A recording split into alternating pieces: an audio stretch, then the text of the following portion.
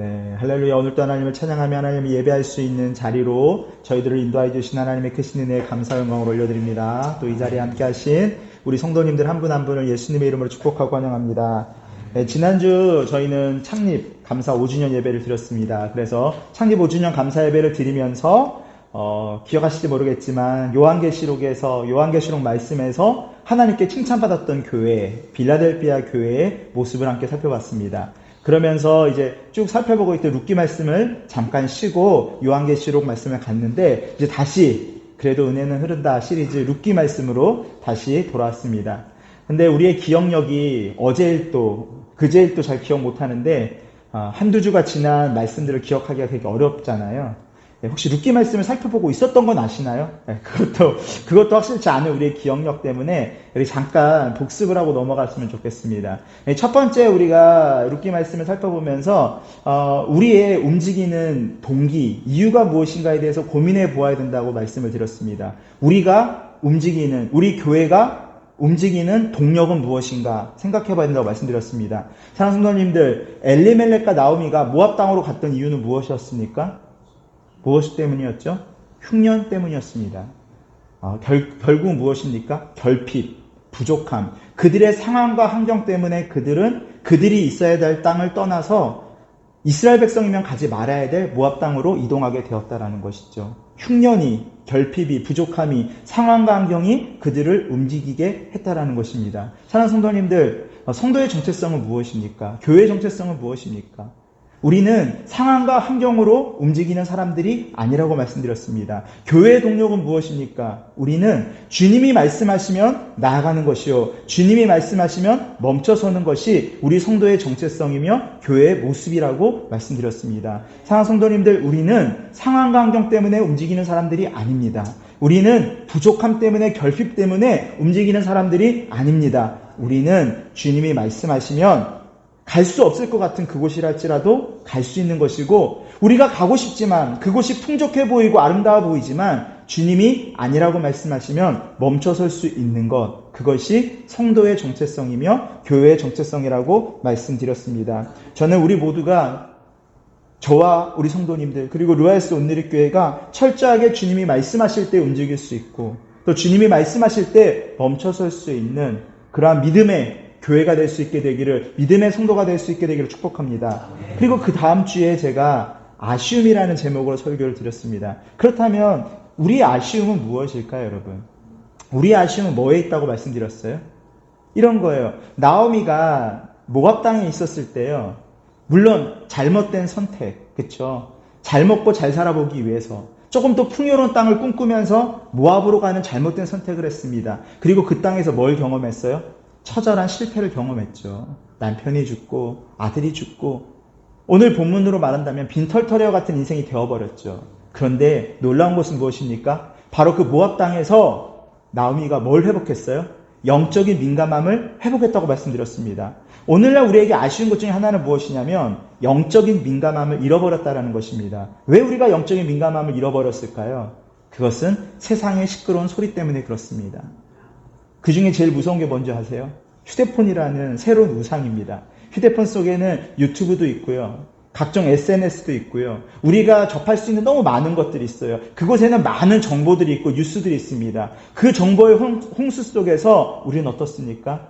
정작 들어야 될 주님의 음성을 듣지 못하고 성령님의 인도하심을 깨닫지 못한다라는 것이죠. 그런데 나오미는 어떻습니까? 바로 그 척박한 모압 땅에서 모든 것을 잃어버린 것 같은 그 처절한 실패 속에서 영적인 민감함을 회복했습니다. 뭐예요? 베들레헴에 하나님께서 은혜를 베푸셨다. 성도님들, 우리는 영적인 민감함을 회복해야 됩니다. 그런데 우리의 아쉬움이 뭐예요? 영적인 민감함을 회복하지 못하는 것에도 있어요. 근데 제가 참 말씀을 전하면 도전이 됐던 것은, 제가 이 설교를 했잖아요. 그러면서 제가 무슨 말을 했었냐면, 여러분, 우리가 대단한 결심하지 맙시다. 휴대폰을 끊겠습니다, 아니면 휴대폰을 안 하겠습니다. 이건 어려워요. 여러분, 못할 결단하는 게 아니라 하루에 몇 분이라도 휴대폰 사용을 좀 줄여봅시다. 저는 그래서 밤에 저녁 때 휴대폰 사용을 금식하면서 저는 여기서 예배하는 시간, 그리고 독서하는 시간을 삼았어요. 근데 어떤 성도님께서 본인 또 한번 시도해 보셨다는 거예요. 휴대폰 사용을 좀 줄여봐야 되겠다. 저는 그분이 성공했던 성공하지 못했던 저는 그것이 바로 주신 말씀 가운데 순종하고 반응했다라고 생각합니다. 근데 오늘날 많은 성도님들과 교회 안의 안타까움은 무엇이냐면 하나님께서 듣게 하시고 보게 하시고 깨닫게 하시고 느끼게 하셨는데 어디에 멈춰서는 거예요? 아는 것에, 느낀 것에, 감동받은 것에 멈춰버릴 때가 많다라는 것입니다. 여러분, 나오미는 어떻게 했습니까? 주님께서 베들레헴의 은혜를 베푸셨다고 말씀하시자 즉각적으로 그녀는 뭐예요? 모압 땅을 떠날 준비를 합니다. 근데 준비로 끝나지 않았어요. 준비를 하고 어떻게 했어요? 바로 은혜를 베푸신 베들레헴 땅을 향하여 나아갔다라는 것이죠. 우리 안에 많이 아쉬운 것은 무엇이냐면 설교를 통하여 말씀을 듣습니다. 말씀을 묵상하며 하나님의 마음이 무엇인지를 알고 듣고 깨닫습니다. 기도를 통하여 성령님의 강건하심을 통하여 우리 안에 그러한 도전이 있다는 거예요. 그런데 다 어디에 멈추는 거예요? 아는 것으로, 깨닫는 것으로. 성령님이란 감동을 주셨구나. 그 감동에 멈춰버릴 때가 많이 있다는 것이죠. 이것이 오늘날 우리가 가진 영적인 아쉬움이라는 것입니다. 사랑하는 성도님들, 하나님께서 우리에게 알게 하셨고 듣게 하셨고 깨닫게 하셨고 우리에게 감동을 주셨다면 준비하는 인생으로 끝나는 것이 아니라 즉각적으로 순종하고 반응할 수 있는 저와 우리 성도님들이 될 수 있게 되기를, 루아에스 오늘의 교회가 되기를 예수님의 이름으로 축복합니다. 그렇게 우리가 즉각적으로 반응하고 순종할 때 우리는 우리를 포기하지 아니하시고 우리를 인도해 가시는 하나님의 은혜의 손길 가운데 머물 수 있다는 것이죠. 오늘 본문 말씀을 보겠습니다. 1장 19절 말씀입니다. 노란색 부분만 한번 읽어볼까요? 시작. 그리하여 두 여인은 여러분, 마침내 베들레헴으로 그들이 돌아오게 되었습니다. 비록 흉년 때문에, 상황 환경 때문에 그들이 가지 말아야 될 모압 땅으로 갔어요. 그리고 그곳에서 10년이 넘는 세월을 살았습니다. 그곳에서 남편을 잃었고 아들을 잃었고 빈털터리가 되어서 결국 베들레헴 땅으로 돌아오게 되었다라는 것이죠. 그냥 실패한 인생 같고 빈털터리와 같은 인생 같지만 성경은 무엇이라고 말하냐면 마침내 그들이 베들레헴으로 돌아왔다라는 것이죠. 사랑하는 성도님들, 하나님께서 포기하지 않고 하나님께서 실패했다고 그 실패의 자리에 내버려 두지 아니하시고 어떻게 하셨습니까? 그 가정의 남은 자들을 마침내 베들레헴으로 인도하셨다라는 것입니다. 결국 그들이요 어떻게 했어요? 모압에서 베들레헴으로 돌아갔다라는 거예요. 여러분, 기독교는 돌아가는 종교입니다. 기독교는 돌이키는 종교입니다. 기독교는 더 나아지는 것을 꿈꾸는 것이 아니라 본래의 자리로 돌아가는 것이 기독교입니다. 하나님이 태초에 에덴 동산을 창조하셨던 그 아름다운 세계로 우리는 돌아가는 것입니다. 여러분, 회개라는 것은 무엇입니까? 하나님의 반대편으로 달려가던 우리의 삶이, 죄를 향하던 우리의 삶이 돌이켜서 뭐예요? 하나님께로 방향을 틀어서 하나님께로 돌아가는 것이 회개인 것입니다. 여러분, 기독교는 무엇입니까? 탕자 이야기 아시죠? 여러분, 둘째 그 탕자가요, 아버지의 마음에 깊은 상처를 남기고 아버지를 떠나 가출하게 됩니다. 근데 여러분, 기독교는 무엇입니까? 그 아버지에게 큰 상처를 남기고 가출해버리고 아버지를 떠났던 그 아들이지만 아버지는 어떻게 하고 계세요? 그 아들이 돌아오기만을 기다리고 계신 거예요. 아들이 떠나간 자리만을 바라보고 계신 거예요. 용서하시는 아버지, 은혜를 베푸시는 그 아버지가 뭐예요? 그 아들이 돌아오기만을 바라고 계신 거예요. 기독교는 무엇입니까? 바로 그 아버지께로 돌아가는 것. 그 아버지께로 돌이켜가는 것이 바로 기독교의 능력이고 기독교의 핵심이라는 것입니다. 사랑하는 성도님들, 실패의 자리에 주저앉지 않기를 예수님이 축복합니다. 여러분, 주저앉음이 아니에요. 주저앉음이 아니라 뭐예요? 주저안음이에요. 말장난 같지만 여러분, 주저앉음이 아니라 주저하지 않아야 되는 것입니다. 우리는 실패하면 그 실패의 자리에 주저앉아 있어 버릴 때가 너무 많아요. 어차피 모압 땅에 와버렸으니까 그 모압 땅 안에 주저앉아 버릴 때가 많아요. 아버지도 하나님도 예수님도 이런 나는 용서하지 않겠지라고 그 패배의 자리에 주저앉아 있어 버릴 때가 너무 많다라는 것이죠. 하지만 여러분, 우리에게 필요한 것은 무엇입니까? 주저앉는 것이 아니라 나를 사랑하시고 나를 포기하지 아니하시고 끝까지 사랑하시되 죽기까지 사랑하시는 그 예수 그리스도께로 주저하지 않고 다시 나아갈 수 있는 것, 돌이키신 하나님의 은혜의 손길을 붙들고 모압을 떠나서 베들레헴으로 돌아갈 수 있는 것, 그것이 은혜를 경험하는 삶이라는 것입니다. 제가 예수님을 축복합니다. 여러분, 주저앉아 있지 마십시오. 여러분, 지치시나요? 오랜 해외 생활에 지칠 수 있고 또 교회가 5년 동안 세워졌지만 교회 안에 눈으로 보기에는 인간적인 눈으로 보기에는 큰 변화가 없는 예배의 모습이 지칠 수도 있습니다. 하지만 저는 여러분이 영적인 피로감 가운데 영적인 어떤 무력감 가운데 주저앉아 있지 않기를 예수님으로 축복합니다. 여러분 주저하지 마시고요. 은혜 베푸시기를 기뻐하시는 우리의 기도를 듣기에 우리의 기도에 응답하시기에 기뻐하시는 하나님 앞에 주저하지 않고 믿음으로 나아갈 수 있는 저와 우리 성도님들 로얄스 온누리 교회가 되기를 예수님의 이름으로 축복합니다. 그러면 주님께서요. 우리 교회를 우리의 삶을 마침내 끝내 뭐예요? 베들레헴으로 인도하실 줄 믿습니다. 그런데 이 본문을 묵상하다가 오늘 본문을 묵상하다가 이런 생각이 좀 들었습니다. 나오미가 베들레헴으로 돌아오는데 어려움이 있지 않았을까? 뭐가 제일 어려웠을까? 물론 나오미의 상황과 환경이 어렵긴 해요. 왜 어려워요? 좀 그렇잖아요, 여러분. 좀 이해가지 않으세요? 잘 살아보겠다고 떠났어요. 사람들이 다 봤어요. 근데 지금 돌아오는 내 모습이 어때요? 남편도 없어. 아들도 없어. 근데 옆에는 뭐예요? 낯선 이방 여자, 게다가 이스라엘 사람들이라면 다 싫어하는 모압 여자가 붙어 있는 거예요. 얼마나 그 상황이요. 자기의 공동체로 돌아가기, 자기의 고향으로 돌아갈 때 어려움이 됐을까요? 그런데 사실요, 그것만이 아니었다라는 거예요. 또 한 가지는 뭐였냐면 바로 사람들의 반응이었어요. 오늘 19절 말씀을 다시 한번 보도록 하겠습니다. 19절 말씀을 처음부터 끝까지 다시 한번 읽도록 하겠습니다. 시작. 마침내 베들레헴에 도착하자 떠들썩해졌습니다. 그곳 여자들이 말했습니다. 여러분, 두 여인이 베들레헴에 도착하자 어떤 일이 일어났다고 말하고 있습니까?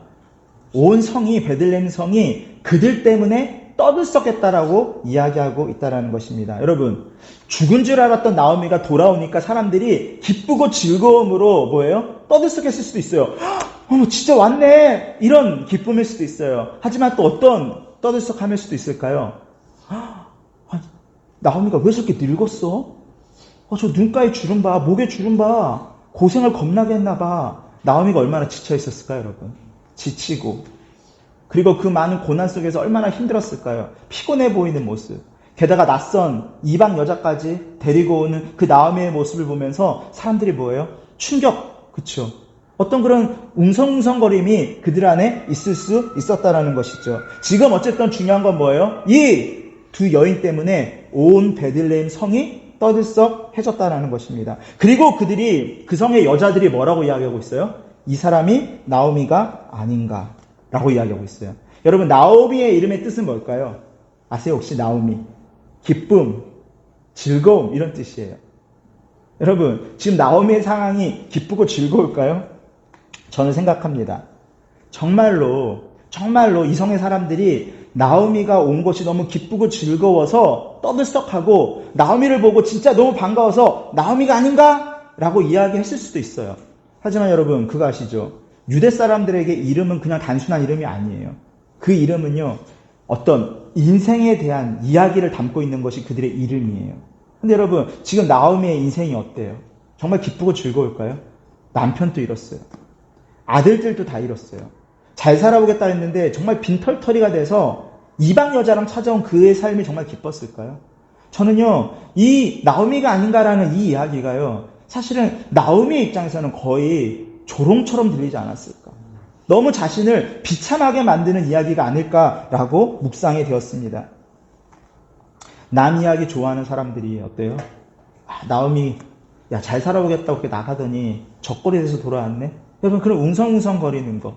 남 이야기 좋아하는 그 아줌마들 때문에 어때요? 지금 나오미가 안 그래도 괴롭고 고통스러운 상황 가운데 있는데 그거 어때요?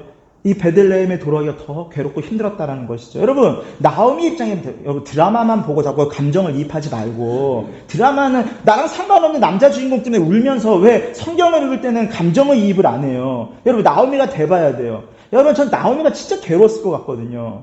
나오미가 되니까 정말 어땠을까요? 왔을 때 조용히 베들레헴 공동체에 다시 들어가고 싶지 않았겠어요? 소리 소문 없이 조용히 와서 그냥 자연스럽게 그들 안에 스며들어서 다시 살고 싶지 않았을까요? 근데 뭐예요? 사람들이 그들에게 주목하면서 떠들썩해서 뭐예요? 그녀의 삶을 안주거리로 삼아서 이 온 성이 지금 떠들썩해지고 있는 것을 보게 된다는 것입니다. 사랑하는 성도님들, 우리는 떠들썩할 것에 떠들썩해야 되는 것입니다. 헛된 것에 떠들썩하는 것이 아니라 정말 우리가 떠들썩할 일에 떠들썩해야 되는 거예요. 여러분, 베들레헴이 떠들썩해져야 될 이유는 단 한 가지밖에 없습니다. 그것은 뭐예요?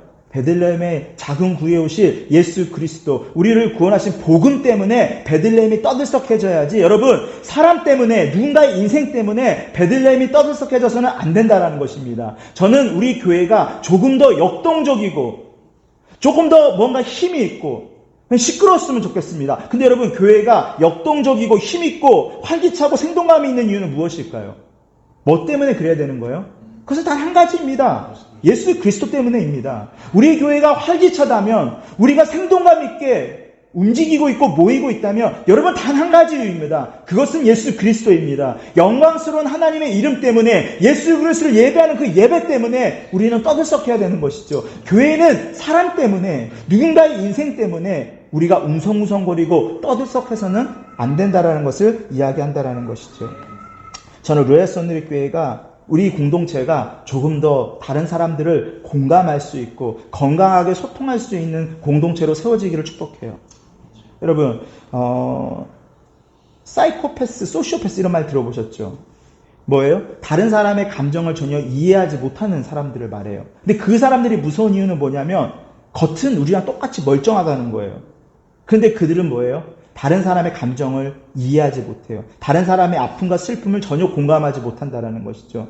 근데 정말 무서운 것은 무엇입니까? 오늘날 한국 교회의 모습이 그러한 모습을 보이고 있다는 것이죠. 다른 사람의 아픔에 대해서, 슬픔에 대해서, 다른 사람의 삶에 대해서 전혀 공감하지 못하고 이해하지 못하는 교회의 모습을 보게 되는 거예요. 여러분, 어떤 이는요, 정말 나오미처럼요, 죽을 힘을 다해서 교회에 나오는 사람들이 있어요. 다른 사람들에게 말하지 못하지만 부부의 문제, 자녀의 문제, 사업의 문제, 여러 가지 삶의 문제로 정말로 죽을 것 같은 고통 속에서, 예배하기도 힘든 상황 속에서 힘겹게 예배 나오는 사람들이 있어요. 근데 우리는 뭐예요? 너무나 쉽게 그들의 삶을 수근거리고, 뭐예요? 교회가 그러한 사람들로 인해서 뭐예요? 떠들썩해지는 일들을 보게 된다는 것이죠. 여러분, 너무 무서운 이야기 아니겠습니까? 예수님의 모습은 어땠습니까? 예수님은 아파하는 자, 죽어있는 자, 슬퍼하는 자들을 보면서 마음 아파하시고 눈물을 흘리셨던 분입니다. 여러분, 예수님은 금식할 때에도 잔치자리가 열리면 그것을 멈추고 슬픔을 멈추고 그들의 잔치에 함께 기뻐하시고 그 잔치에 참여하셨던 분이십니다. 예수님은 그렇게 우리의 인생에 공감하시고 소통하셨던 분이라는 것이죠. 근데 여러분, 예수 그리스도가 머리 되는 우리의 교회의 모습, 예수 그리스도를 따르는 우리 성도의 모습이 어떠한지 우리는 스스로 돌아볼 수 있어야 된다는 것입니다. 로마서 12장 15절 말씀에 뭐라고 말하고 있습니까? 기뻐하는 사람들과 함께 기뻐하고 우는 사람들과 함께 오십시오. 저는 여러분이요, 공감하는 공동체가 될 수 있게 되기를, 함께 아파하고 함께 슬퍼하고 함께 눈물 흘릴 수 있고, 정말로 기쁘고 행복한 일이 있다면 그것이 내일과 같이 함께 기뻐하고 즐거워할 수 있는 그런 영적인 은혜 안에 머물 수 있는 공동체가 되기를 예수님의 이름으로 축복합니다. 은혜를 아는 공동체는 떠들썩할 수가 없어요, 여러분. 사람의 일로 절대. 왜 그런지 아세요? 은혜라는 건 무엇입니까? 나와 같은 이도 복이 있다고 말씀하시며 전혀 자격 없는 나를 불러서 주님이 뭐예요? 용서하시고 사랑하셔서 여러분 목사의 자리까지 세우셨잖아요. 여러분, 우리는 자격이 있어서 성도의 자리를 지키고 있습니까? 우리도 은혜 받은 자들 아닙니까? 여러분, 우리도 하나님의 은혜를 받아서 나와 같은 이를 사랑하시는 주님을 경험한 사람이 어떻게 다른 사람에게 손가락질할 수 있겠습니까? 어떻게 다른 사람을 우리가 판단할 수 있겠습니까? 정말로 우리가 은혜의 공동체 안에 있다면, 우리가 정말 은혜 안에 있다면, 여러분, 우리는 나오미의 인생으로 인하여 떠들썩할 수 없다라는 것이죠. 저는 우리 공동체가, 우리의 삶이 은혜에 붙들린 공동체, 은혜에 붙들린 삶이 될 수 있게 되기를 예수님을 축복합니다. 1장 20절 말씀입니다. 함께 읽도록 하겠습니다. 시작.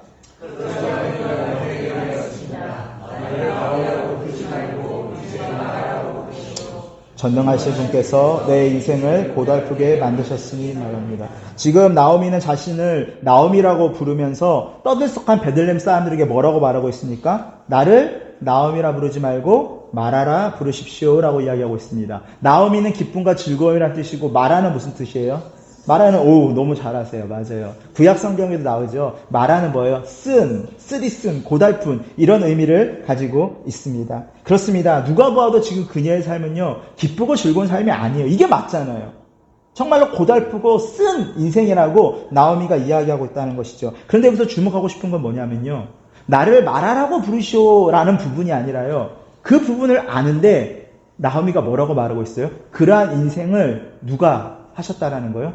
전능하신 분께서 내 인생을 고달프게 만드셨다라고 이야기하고 있다라는 것입니다. 21절 고백도 함께 보겠습니다. 21절 고백 함께 읽겠습니다. 시작.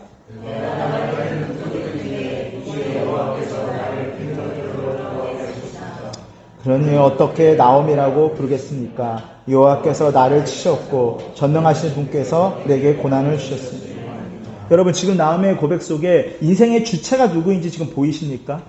여러분 인생의 주체가 누구인지 보이세요? 아까 전에 20절에서도 뭐라고 말했어요? 전능하신 분께서 나를 고달프게 하셨다. 21절에서도 여호와께서 나를 빈털터리가 되게 하셨다. 여호와께서 나를 치셨다. 여호와께서 내게 고난을 주셨다. 여러분 나오미 엘리멜렉의 이전의 삶은 어떤 삶이었냐면 문제 앞에서 흉년 앞에서 그들은 자신들의 지혜와 자신들의 힘과 자신들의 능력과 자신들의 고민으로 방법으로 뭐예요? 그걸 해결해 보려고 했던 사람들이에요. 자신들의 인생의 주체자가 자신들이었어요. 그래서 그들은 뭐예요? 모압으로 향했던 거예요. 근데 지금 나오미의 인생의 변화가 지금 보이세요? 나오미가 지금 누구를 고백하고 있어요? 전능하신 분, 여호와 하나님을 고백하고 있는 나오미의 삶을 보고 있다는 것이죠. 어찌 보면요, 이 고백을 좀 들어보시면 어때요? 좀 편안한 고백 같으세요? 지금 나오미의 고백이 약간 어떤 느낌이에요? 사람들에게도 뭔가 이렇게 울분을 좀 토하고 있는 것 같고 하나님한테도 약간 원망이 약간 섞여 보이는 것 같지 않으세요? 좋아 보이는 믿음의 고백이세요? 약간 하나님 탓하고 있는 것 같지 않아요? 하나님 때문에 전능하신 하나님이 나 고달프게 했고 하나님이 나 치셨고 하나님이 나 지금 어렵게 해가지고 내 인생이 마라가 됐어 라고 느껴지지 않으세요? 지금 그렇게 고백하고 있는 것 같아요. 그런데 좋아요. 하나님을 원망하는 것 같고 사람들에게 울분을 토하고 있는 것 같아요. 그런데 분명한 사실이 하나 있어요. 이 나오미의 고백 속에 그것은 뭘까요? 나오미가 고백하는 거예요. 거부할 수 없는 사실이 있다는 거예요. 뭐예요? 여호와께서 계신다. 하나님이 계신다. 하나님이 존재하신다는 거예요. 또 한 가지는 뭐예요? 하나님께서 계시는데 하나님께서 뭐예요? 내 삶에 개입하고 계신다는 거예요. 하나님이 내 삶에 개입하고 계신다. 그분이 내 삶에 영향을 미치고 있다는 것을 고백하고 있다는 것입니다. 여러분 어쩌면 나오미는 철저한 실패를 통해서 그녀 인생의 가장 힘든 시기를 통해서 영적인 민감함을 회복했을 뿐만 아니라 어떻습니까? 다시 하나님을 만나는 경험을 하고 있어요. 물론 이 만남이 온전하다고 볼 수는 없습니다. 하지만 뭐예요? 그의 인생에 뭐예요? 여호와 하나님을 고백하잖아요. 그리고 하나님이 일하심을 고백하잖아요. 그리고 자신의 삶에 하나님이 영향을 미치고 있음이 고백되어지고 있잖아요. 여러분 나오미의 인생에 변화가 일어나고 있는 것입니다. 여기서 좀 불편하지만 짚고 넘어갈 사실 하나 있어요. 무엇이 은혜입니까? 여러분 무엇이 은혜입니까? 여러분은 무엇이 은혜라고 생각하십니까? 자 보세요. 생각해 보겠습니다. 엘리멜렉과 나오미가 모압 땅으로 갔어요. 모압 땅에 갔는데 엄청난 귀인을 만난 거예요. 그래서 나를 엄청나게 도와주는 거예요. 그래서 내 인생이 잘 됐습니다. 모압에서 하는 일이 잘 됐어요. 모압에서 사업을 하고 모압에서 일을 했는데 그게 대박이 터졌어요. 엄청나게 부유해진 거예요. 좋죠? 여러분 꿈꾸시죠? 부유해졌어요. 그래서 이제 주변에 있는 모압 사람들이랑 또 엄청 잘 지내요. 여러분 모압이 우상 숭배하는 건 아시죠? 그노스 신 섬기고 있어요. 그러니까 뭐예요? 그 사람들과 함께 어울리면서 뭐예요? 함께 우상 숭배도 하고 뭐예요? 풍요와 즐거움을 같이 누리는 거예요. 아들들 결혼시켰죠, 맞아요. 아들들 결혼시켰어요. 오르바와 루시오 자녀도 잘 나요. 막 손주들을요, 막 쌍둥이, 삼쌍둥이 막 나와서 가문이 대가족이 됐어요. 정말로 어마어마한 가문이 됐어요. 여러분 어때요? 하나님이 은혜롭지 않으십니까? 안 그래요? 이게 은혜롭습니까? 아니면 그렇게 모압 땅으로 갔어요. 그런데 남편이 아무것도 못하고 죽어요.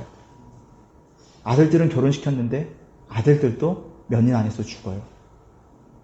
이제 옆에는 며느리 하나 남았어요. 여러분 그런데 하나님이 베들레헴에 은혜를 베푸셨대요. 그래서 아무것도 없는 상태로 다시 베들레헴으로 떠나요. 여러분 뭐가 더 은혜로우세요? 여러분이 생각하는 은혜는 어떤 게 은혜로운 하나님이십니까? 어떤 게 은혜로운 하나님의 모습입니까? 여러분 쉽게 대답하지 마세요. 여러분 이론은 쉬워요. 그런데 실전은 어려워요. 마음으로는 답을 알아요. 그런데 그것을 삶으로 살아가는 건 쉬운 일은 아니에요. 여러분 무엇이 은혜입니까 도대체? 여러분 정말 은혜입니까? 여러분 어떤 은혜로운 하나님을 더 기대하세요? 첫 번째, 모압에서 나를 강성케 한 하나님을 은혜로운 하나님이라고 부르십니까? 아니면 나를 빈털터리로 만들어서 베들레헴으로 돌아오게 하신 하나님을 은혜로운 하나님이라고 고백하십니까? 우리가 여러분 정답대로 살지 못한다 그래서 정답을 오답이라고 말해서는 안 돼요. 우리가 정답대로 살지 못한다 그래서 정답을 모르고 살아서도 안 되는 거예요. 여러분 저는 설교자입니다. 저는 우리가 정답대로 살지 못하지만 저는 늘 매주 정답을 외쳐야 되는 사람입니다. 여러분 우리의 삶에 온전히 정답대로 살지 못한다 할지라도 우리의 삶에 포기되지 말아야 될 것은 무엇일까요? 우리의 삶에 정답대로 살고자 하는 영적인 치열한 싸움은 포기하지 마셔야 되는 거예요. 여러분 우리의 삶에 우리가 정답대로 살지 못한다 할지라도 우리가 정답을 포기하지 않고 영적인 몸부림을 치며 살아야 되는 것을 포기하지 말아야 되는 거예요. 그래서 여러분 목사는 정답을 외쳐야 되는 것이고 성도들은 매주 교회에 나와서 우리가 그렇게 살지 못하는 연약한 죄인입니다라고 고백하지만 그 싸움을 포기하지 않기 위해서 정답을 듣는 것입니다. 여러분 진짜 은혜로운 하나님은 어떤 하나님이십니까? 저는 확신해요. 모압 땅에서 우리를 부욕케 하신 하나님이 은혜로운 하나님은 아니에요. 그랬다면 엘리멜렉과 나오미는 여호와께 돌아오지 못했을 겁니다. 여러분 예수님과 베드로 제자들 만나던 장면 한번 생각해 보실래요? 그 장면 기억나세요? 여러분 베드로도 그렇고 예수님의 제자들이요 베테랑 어부들입니다. 그렇지 않나요? 근데 예수님을 만나기 전날 밤 그들이 밤새 물고기를 잡았는데 단 한 마리도 잡지 못했다고 말해요. 여러분 베테랑 어부들이요 단 한 마리의 물고기를 잡지 못하는 게 쉬운 일이 아니에요. 근데 한 마리의 물고기를 잡지 못했던 그때 그들이 누구를 만났어요? 예수 그리스도와 만남을 연결되는 걸 보게 돼요. 여러분 기억나세요 그 장면? 여러분 뭐가 은혜입니까? 물론 베드로가 많은 물고기를 잡는 거 은혜죠. 기쁨이죠. 근데 저는 확신해요. 그 물고기를 시장에서 다 파는 순간, 그 물고기를 다 먹는 순간 그 기쁨은 금방 사라져버릴 거예요. 그런데 그들이요 그날 밤 한 마리의 물고기도 잡지 못했지만 그걸 통해서 예수님을 만남을 통하여서 그 만남이 그들의 인생의 영원한 기쁨이 되었다는 거 아십니까? 결코 뺏길 수 없는 기쁨이 되었다는 거 아십니까? 여러분 진짜 은혜는 무엇입니까? 여러분 그것은 우리가 물고기를 잡지 못하는 그 순간에도 실패한 것 같은 그 순간에도 우리가 그 시간들을 통하여 하나님을 만날 수 있다면 하나님과 친밀해질 수 있다면 하나님과의 관계가 회복된다면 여러분 그것이 정말 은혜로운 것입니다. 여러분 공교롭게도 때마침 쿠웨이트에 오신 성도님들이 계시는데 제가 쿠웨이트에 한 3개월 정도 이런 식으로 예배를 교회를 잠깐 맡았던 적이 있어요. 그 이유가 뭐였냐면 원래 쿠웨이트 한인연합교 오시기로 했던 담임 목사님이 계셨는데 그 담임 목사님께서 갑자기 못 오시게 된 거예요. 그러니까 다 오실 줄 알았는데 못 오시니까 공백이 생겨버렸잖아요. 그러니까 교회가 어려움이 된 거예요. 오실 줄 알았는데 안 오시니 몇 개월에 공백이 생긴 거예요. 제가 그 공백을 잠깐 메꾸러 갔던 거거든요. 근데 여러분 보세요. 어려움이 생겼어요. 그런데 제가 그 교회 갔을 때 가장 먼저 참여했던 예배가 뭐였냐면 쿠웨이트는 금요일날 주일 예배를 드려요. 일요일날 이죠. 월요일 날인가? 일요일 날 기도회가 하나 있는 거예요. 무슨 기도회였냐면 담임 목사님이 오시지 못하게 되면서 성도님들이 스스로 만든 기도였어요. 교회가 만든 기도회가 아니라 성도님들이 자발적으로 이때가 기도할 때다. 이 어려움의 때가 기도할 때이다. 그래서 성도님들이 모여서 교회를 위해서, 담임 목사님을 위해서, 성도님들의 상황을 위해서, 성교를 위해서 기도하시는 거예요. 제가 오랜만에 정말 그 기도에 참여해서 눈물을 흘리면서 뜨겁게 기도했던 기억이 있어요. 여러분 무엇이 은혜입니까? 그냥 모든 과정이 순적하게 이루어지는 것이 은혜입니까? 아니면 여러분 그 어려움을 통해서 우리의 삶이, 우리의 마음이, 우리의 교회가 조금이라도 더 하나님과 친밀하여지고 가까워지고 하나님을 만날 수 있는 것이 은혜입니까? 여러분 그래서 시편 73편은 우리에게 이렇게 말하고 있습니다. 시편 73편 말씀을 함께 읽어볼까요? 시작. 하나님께 가까이 하니 아멘.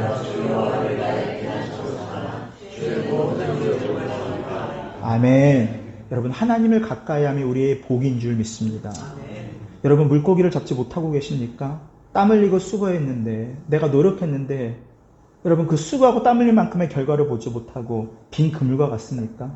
내가 가정을 위해서, 내가 사업을 위해서, 직장을 위해서, 교회를 위해서 수고했지만 여러분 우리의 인생이 빈 그물과 같으십니까? 여러분 그 빈 그물은 비극이 아니라는 거예요. 우리가 그것들을 통해서 나의 삶이 하나님과 친밀해질 수 있다면, 하나님과 가까워질 수 있다면, 하나님과의 관계가 회복될 수 있다면 그것은 무엇입니까?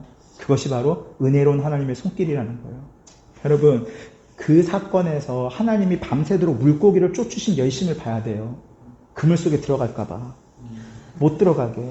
여러분 하나님은 다양한 방법으로 우리의 삶에 열심을 내고 계시고요. 은혜를 베풀고 계시다라는 것이죠. 사실 지금 나오미가 온전히 하나님을 이해했다고 볼 수는 없을 것 같습니다. 왜냐하면 세상에 당연한 이치들이 좀 있거든요. 뭐냐면 권성징악 같은 거 있잖아요. 뭐예요? 잘못한 사람에게 벌 주고 착한 일 한 사람한테 선물 주는 거. 여러분 이거는 많은 신이 아니더라도 세상에 있는 당연한 이치. 좀 이해 가세요? 이런 거예요. 제가 기름지고 맵고 짜고 건강에 안 좋은 걸 많이 먹었어요. 그럼 우리는 뭘 당연히 생각해 볼 수 있어요? 아, 목사님의 건강이 나빠지겠구나 라는 걸 생각해 볼 수 있는 것이죠. 여러분 지금 나오미가 이해하는 수준은 어떻게 보면 그런 수준이에요. 전도서 12장 14절에 보면은 여러분 이렇게 말하고 있습니다. 함께 읽겠습니다. 시작. 하나님께서 선악간의 모든 행위를 그 숨은 일까지 낱낱이 심판하신다. 여러분 나오미가요 전능하신 하나님을 고백했잖아요. 전능하신 하나님이에요. 모든 걸 하실 수 있어요. 그리고 전지전능하신 분이에요. 어떤 분일까요? 나오미가 알고 있는 하나님. 하나님 전지전능하세요. 다 알고 계세요. 뭐예요? 과거에 내 선택 알고 계세요. 내 행적 아세요. 아 옛날에 남편이랑 잘 살아보겠다고 애들까지 데리고 모압 땅으로 갔던 거 사람들은 잊어버려도 누구는 기억해요? 하나님 다 알고 계시지. 거기서 우리 아들 신앙교육 못해가지고 모압 여자들에게 결혼시킨 거 하나님 알고 계시지. 모압 땅에서 살아보겠다고 타협하면서 살았던 거 하나님 다 알고 계시지. 그러니까 하나님이 지금 어떻게 하신 거예요? 그 전지하신 하나님께서 뭐예요? 전능하신 능력을 어떻게 하신 거예요? 심판하고 계신 거예요. 어떻게 해요? 고달프게도 하셨고 그들의 인생을 치기도 하셨고 그래서 뭐예요? 아 내가 잘못한 일에 대해서 전지전능한 하나님께 심판받구나라고 뭐예요? 나오미가 이해하고 있다라는 것입니다. 하지만 여러분 여기서 나오미가 하나님에 대해서 알고 있는데 그게 뭐예요? 일부만을 알고 있다는 거예요. 어떤 하나님을 알고 있어요? 나오미는? 그냥 일반 원리 속에 있는, 그쵸? 정의롭고 공의로운 하나님을 잘 알고 있어요. 근데 나오미가 놓치고 있는 하나님의 모습이 있어요. 그건 무엇입니까? 우리 하나님은 은혜로운 하나님이라는 거예요. 우리 하나님은 사랑의 하나님이라는 거예요. 우리 하나님은 연민을 갖고 계시다는 거예요. 불쌍히 여기신다는 거예요. 포기하지 않으신다는 거예요. 그래서 뭐예요? 나오미의 인생 가운데 나오미가 알지 못했지만 하나님의 은혜가 나오미의 삶 가운데 있다는 것을 나오미가 미처 깨닫지 못하고 나오미는 뭐라고 고백하고 있는 거예요? 그냥 나의 모든 행적을 아시는 하나님께서 나의 행위대로 나의 행적대로 나를 심판하고 계시는구나 라고만 하나님을 고백하고 있다는 것입니다. 나오미가 하나님을 인정하고 고백하고 있지만 그녀는 온전하지 못했어요. 그리고 아까 말씀드렸죠? 나오미의 고백이 지금 어떤 모습이에요? 약간 사람들에게 뭐예요? 원통하다는 듯이 말하고 하나님께 하나님 이 정도로 심판하셔야 돼요. 약간 불만도 가지고 있는 모습이라는 것입니다. 인간적으로 보면 또 요 나오미가 여기 베들레헴에 오기 전에 어떤 일이 있었는지 하나 아세요? 그 상황? 왜냐면 나오미가 아주 선한 마음으로요. 자기의 며느리들에게 말해요. 뭐라고 말했어요? 가. 이게 좋은 마음이거든요. 여기 나랑 있어봐도 좋을 게 없으니까 니네 민족에게로 돌아가라고 말해요. 여러분 얘네 민족이 어떤 민족이에요? 모압 민족. 그노스 신 섬기는 민족. 그러니까 뭐예요? 우상 숭배하는 대로 다시 돌아가라고 말하고 있는 거예요. 여러분 나오미의 행적은 온전하지 못해요. 선한 마음을 가졌지만 그는 뭐예요? 자기의 며느리들을 우상 숭배하는 것을 다시 되돌리는 일도 있고요. 하나님을 원망하고 있기도 있고요. 하나님을 오해하는 부분도 있었어요. 근데 여러분 우리는 신앙적으로 우리는 신학적으로 우리는 삶의 모습이 온전하여서 이 자리에 있습니까? 아니 여러분 우리도 온전하지 못하지만 하나님께서 우리를 사랑하셔서 죽기까지 사랑하셔서 받을 자격 없는 우리를 은혜로 불러주셔서 우리도 이 자리에 있다는 거예요. 여러분 나오미만 은혜를 받은 것이 아니라 우리도 은혜 받은 자로서 이 자리에 있다는 사실입니다. 그래서 로마서 5장 8절은 이렇게 말합니다. 뭐라고 이야기하고 있습니까? 그러나 우리가 아직 여러분 중요한 것은 뭐예요? 우리가 아직 죄인 되었을 때, 우리가 아직 완전하지 못하지만, 우리가 아직 연약하지만, 나오미와 같이 온전히 하나님을 이해하지 못했지만, 우리의 삶에 하나님에 대한 오해가 있지만, 그때 이미 하나님은 뭐예요? 우리를 사랑하셨고 우리에게 은혜 베푸시기를 결정하셨다는 것입니다. 사랑하는 성도님들, 우리는 이런 경향이 조금 있어요. 뭐냐면 좀 어려운 얘기 있으니까 좀 잘 들어보세요. 우리는 어떤 성향이 있냐면 우리에게 주어진 상황과 환경을 통해서 하나님의 하나님 되심을 확신할 때가 있어요. 무슨 말인지 이해가 가세요? 우리의 상황과 환경을 보고 하나님이 이러한 분이야, 이런 거죠. 나오미처럼. 뭐예요? 남편도 잃었다. 아들도 잃었다. 나는 빈 털터리가 되었다. 내 인생은 고달프다. 사람들이 나 때문에 축덕축덕거리고 떠들썩하다. 그러니 하나님은 어떠한 하나님이다? 낱낱이 아시고 심판하시는 하나님이다. 여러분, 우리의 인생의 태도가 거의 이런 모습이에요. 항상 우리는 뭐예요? 우리에게 주어진 상황과 환경을 보고 그것으로 하나님이 어떠한 분이라고 판단을 내릴 때가 많다라는 것이죠. 근데 사랑하는 여러분, 우리의 신앙의 태도에 조금의 변화가 필요해요. 그것은 뭐냐면 하나님의 하나님 되심을 통해서 우리에게 주어진 상황과 환경을 바라볼 수 있는, 해석할 수 있는 힘이 우리에게 필요하다는 것입니다. 여러분, 그것이 믿음의 능력이에요. 모든 사람들은 나에게 주어진 상황과 환경으로 하나님이 어떠하심을 고백하려고 하지만 우리는 뭐예요? 하나님의 그 은혜로우심으로, 하나님의 능력으로, 하나님의 사랑으로 뭐예요? 우리에게 주어진 상황과 환경을 바라보고 그것을 해석할 수 있는 힘과 능력을 기를 수 있어야 된다는 것이죠. 여러분, 무엇을 말하는 것일까요? 오늘 본문 마지막 절인데 함께 읽어보도록 하겠습니다. 1장 22절이에요. 함께 읽겠습니다. 시작.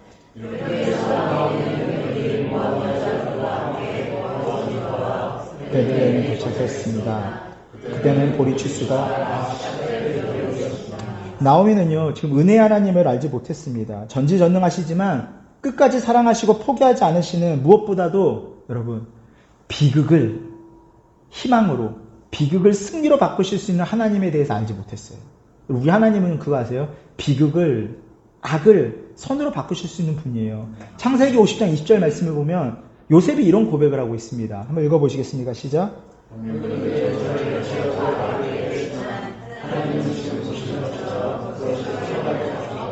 오늘날 많은 사람이, 아멘. 여러분, 그 악을 선으로 바꾸셔서 뭐예요? 생명을 구원하는 일로까지 사용하시는 분이 우리 하나님이시라는 거예요.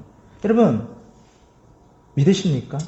우리 하나님이 그런 하나님이신 걸 믿으십니까? 여러분, 낱낱이 심판하시는 하나님이라고 자기의 인생을 보면서 그렇게 생각했지만 우리 하나님은 뭐예요? 그 모든 악도 선으로 바꾸셔서 생명으로 바꾸실 수 있는 분이 우리 하나님이신 것을 하나님은 나오미의 삶을 통해서 우리에게 가르쳐 주기를 원하고 계신다라는 것입니다. 그 증거가 뭘까요? 오늘 본문에 보면 그 증거가 있어요. 뭐예요? 보리추수가 막 시작될 무렵이었다라는 것이죠. 여러분, 보리추수가 막 시작될 무렵. 그게 뭐예요? 그게 뭐예요? 왜냐하면 이스라엘에서 가장 먼저 추수되는 것이 보리였어요. 이 말은 뭘까요? 이제 앞으로요, 보리가 추수되고 밀이 추수되고 온갖 곡식들이 추수될 거라는 거예요. 그게 뭐예요? 레위기 23장에 보면요, 뭐라고 말하고 있습니까? 23장 22절 함께 읽겠습니다. 시작. 너희는 밭의 가장자리까지 거두거나 수확한 후에 남겨진 이삭을 거둘 밭으로 들어가지 말라. 너희는 그것을